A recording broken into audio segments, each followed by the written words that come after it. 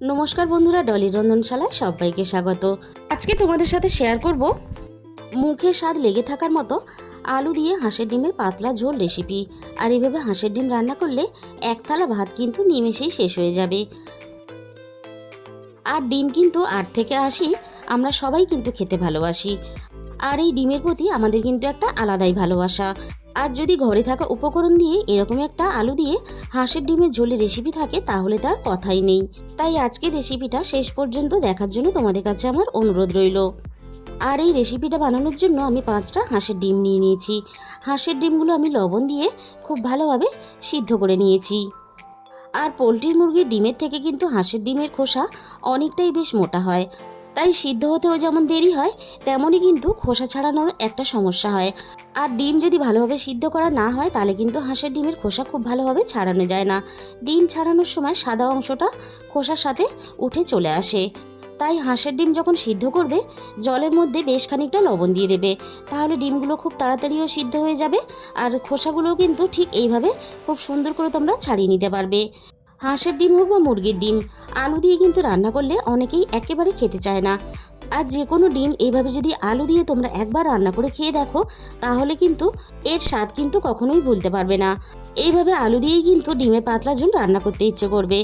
আর বন্ধুরা, এই পদ্ধতিতে যদি কোনোদিন ডিম রান্না করে না খেয়ে থাকো অবশ্যই একদিন হলো তোমরা বাড়িতে ট্রাই করে দেখো। গরম গরম ভাতের সাথে বা রুটির সাথে দুপুরে হোক বা রাতে খাওয়াটা কিন্তু দারুণ জমে যাবে। আমি সবকটা ডিম ছাড়ানোর পরে ছুরি দিয়ে আমি এইভাবে ডিমের গাটাকে অল্প অল্প করে চিড়ে দেব, তাহলে ডিমের ভিতরে খুব ভালোভাবে ঝোল মশলা সব কিছু চলে যাবে আর খেতেও ভীষণ ভালো লাগবে। সবগুলো ডিমের গা কিন্তু আমি একইভাবে এইভাবে অল্প অল্প করে চিড়ে দেব। অনেক সময় ডিম তেলে দেওয়ার সাথে সাথে ডিম ফাটতে শুরু করে। এইভাবে অল্প অল্প করে একটু গা যদি চিড়ে দেওয়া যায় তাহলে কিন্তু এই ফাটার ভয়টা আর থাকবে না। সবগুলো ডিম একইভাবে আমি রেডি করে নেওয়ার পরে এবার আমি ডিমের মধ্যে স্বাদ মতো লবণ দিয়ে দিলাম, আর সাথে আমি দিয়ে দিলাম অল্প একটু হলুদ গুঁড়ো। এবার আমি ডিমগুলোকে লবণ আর হলুদ দিয়ে খুব ভালোভাবে মেখে নেব। আমি এবার রান্নার দিকে চলে এসেছি। প্রথমে আমি কড়াইয়ের মধ্যে 2 চামচ পরিমাণ সর্ষের তেল দিয়ে দিলাম। সর্ষের তেলটাকে খুব ভালোভাবে গরম করে নিয়ে কড়াইয়ের একটু গায়ে চারিদিকে লাগিয়ে নেব, তাহলে ডিমগুলো কড়াই দেওয়ার সাথে সাথে কড়াইয়ের গায়ে কিন্তু আটকে যাবে না। এবার আমি একে একে ডিমগুলোকে তেলের মধ্যে ছেড়ে দেব। আর তোমরা কে কে হাঁসের ডিম খেতে ভালোবাসো আমাকে কিন্তু কমেন্টের মাধ্যমে জানিও। গ্যাসের ফ্লেমটা লোতে রেখে এবার আমি ডিমগুলোকে নাড়াচাড়া করে বেশ লালচে করে ভেজে নেব। ডিমগুলো আমি মিনিট 3-4 মতো নাড়াচাড়া করে বেশ লালচে করে ভেজে নিয়েছি।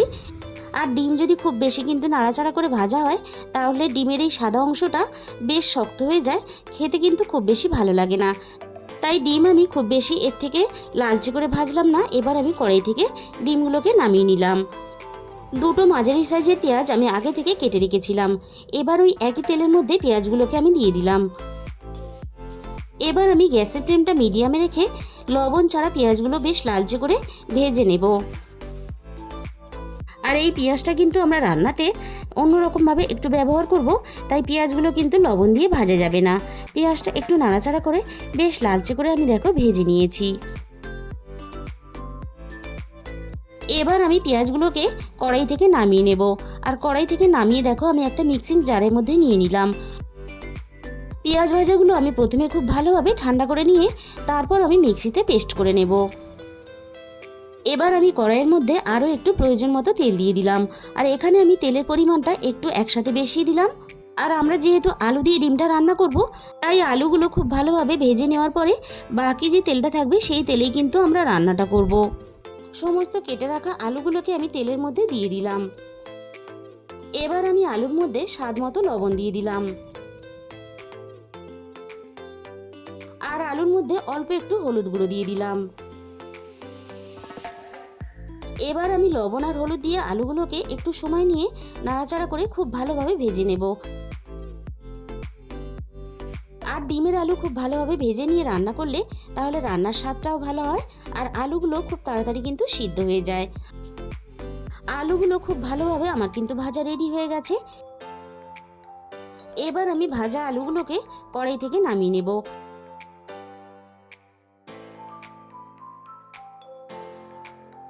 সমস্ত ভাজা আলুগুলোকে কড়াই থেকে নামিয়ে নেওয়ার পরে ওই একই তেলের মধ্যে আমি অল্প একটু গোটা জিরে দিয়ে দিলাম। আর আমি ফোড়নে দিয়ে দিলাম 2টো তেজপাতা। আর এই রান্নার জন্য আমি প্রয়োজন মতো আদা ও রসুন একসাথে বেটে রেখেছিলাম। এবার আমি আদা রসুনটা তেলের মধ্যে দিয়ে দিলাম। 1 থেকে 1.5 মিনিটের মতো আমি আদা রসুন বাটাটা তেলের মধ্যে একটু কষিয়ে নেব। আদা রসুন বাটাটা কষিয়ে নেওয়ার পরে এবার আমি এখানে দিয়ে দিলাম একটা মাঝারি সাইজের টমেটো কুচি। আর রান্নার স্বাদ মতো লবণটা আমি এই সময় দিয়ে দিলাম। এবার আমি টমেটোটা তেলের মধ্যে নাড়াচাড়া করে খুব ভালোভাবে ভেজে নরম করে নেব।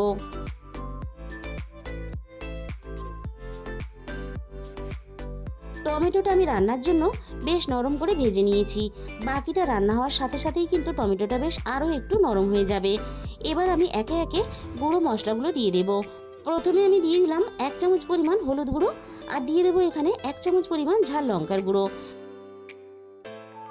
এবার আমি এখানে দিয়ে দিলাম 1 চামচ ভর্তি করে ধনে গুঁড়ো। আমি কিন্তু এই রান্নাতে জিরে গুঁড়ো ব্যবহার করব না। ভাজা পেঁয়াজটা আমি বেটে নিয়েছিলাম, রান্নার মধ্যে দিয়ে দিলাম। এবার আমি সব কিছু একসাথে নাড়াচাড়া করে একটু সময় নিয়ে কষিয়ে নেব, যতক্ষণ না সুন্দরভাবে মশলা থেকে তেলটা ছেড়ে বেরিয়ে আসে। মশলাটা আমার এখানে খুব ভালোভাবে কষানো হয়ে গেছে। এবার আমি রান্নার মধ্যে 1 চামচ পরিমাণ টমেটো সস দিয়ে দিলাম। গ্যাসের ফ্লেমটা একেবারে লোতে দিয়ে আমি টমেটো সসটা মশলার সাথে মিনিট খানেকের মতো নাড়াচাড়া করে কষিয়ে নেব। আর এই রান্নার ফাঁকে লবণ আর ঝালের পরিমাণটা আমি একটু চেক করে নিয়েছিলাম। এখানে আমার একটু ঝালের পরিমাণটা কম লাগলো, তাই আমি আরও 1/2 চামচ পরিমাণ ঝাল লঙ্কার গুঁড়ো দিয়ে দিলাম। কারণ এই রান্নাটা একটু ঝাল ঝাল না হলে কিন্তু খেতে ভালো লাগবে না। আর রান্নাতে কিন্তু অল্প একটু টমেটো সস অবশ্যই দেওয়ার চেষ্টা করবে। অল্প একটু টমেটো সস রান্নাতে দিলে তাহলে রান্নার স্বাদটা কিন্তু আরও অনেক বেশি চটপটা হয়ে যায়। এবার আমি এখানে ভেজে রাখা সমস্ত আলুগুলোকে দিয়ে মশলার সাথে খুব ভালোভাবে নাড়াচাড়া করে আরও একটু মিনিট 2-3 মতো আলু আর মশলা একসাথে আমি কষিয়ে নেব। এবার আমি রান্নাতে পরিমাণ মতো জল দিয়ে দেব।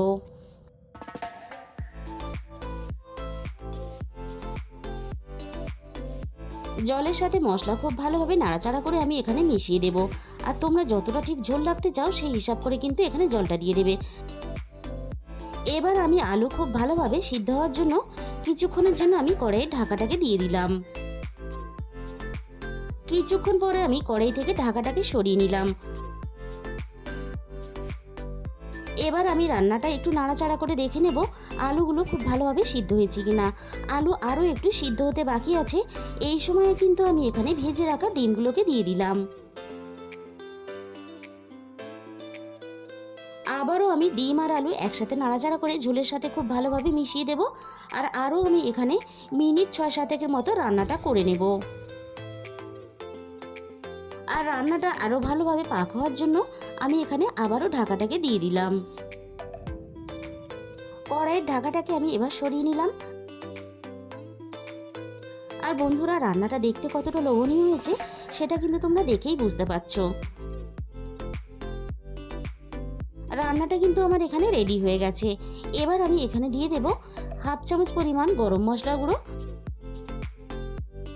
আর আমি এখানে দিয়ে দিলাম অল্প একটু ধনেপাতা কুচি। আর বন্ধুরা, এভাবে যদি ডিম রান্না করো তাহলে কিন্তু চিকেনের স্বাদকে হার মানিয়ে দেবে। আর বন্ধুরা, যেদিনকে খুব বেশি রান্নার পদ না বানাতে ইচ্ছে করবে সেদিনকে এই রেসিপিটা তোমরা বানিয়ে দেখবে, 1 থালা ভাত আঙুল চেটে নিমেষেই কিন্তু শেষ করে ফেলবে। আমি তোমাদের গ্যারেন্টি দিলাম। তাহলে বন্ধুরা, আজকের এই ডিমের রেসিপিটা তোমাদের কেমন লাগলো অবশ্যই কমেন্টের মাধ্যমে জানিও। আর নিজেদের বন্ধুদের মধ্যে প্রচুর শেয়ার করে দিও। আর যে সমস্ত নতুন বন্ধুরা এখনও পর্যন্ত আমার চ্যানেলটাকে সাবস্ক্রাইব করোনি, এরকম নতুন রেসিপি পেতে অবশ্যই আমার চ্যানেলটাকে সাবস্ক্রাইব করে পাশে থাকা বেল আইকনটা অল করে দিও। তাহলে আমি যখনই কোনো নতুন রেসিপি আপলোড করব সবার আগে তোমার কাছে পৌঁছে যাবে। আর তোমাদের মূল্যবান সময় দিয়ে আমার এই রেসিপিটা শেষ পর্যন্ত দেখার জন্য অসংখ্য ধন্যবাদ।